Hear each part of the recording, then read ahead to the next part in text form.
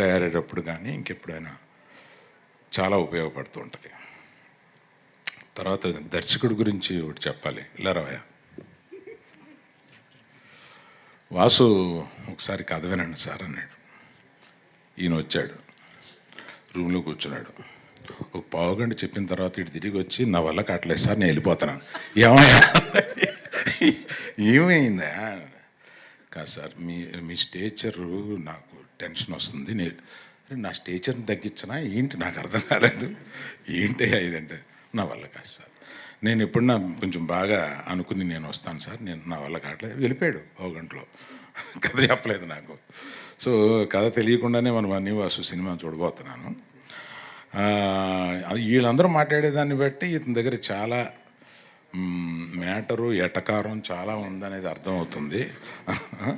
ఆ రోజు మీరు చాలా పెద్దవాళ్ళు, నాకు రావట్లేదని చెప్పింది కూడా నువ్వు ఎటకారం. అది నాకు డౌట్ వచ్చింది నాకు. కాదు కదా, ఎస్కేప్. దర్శి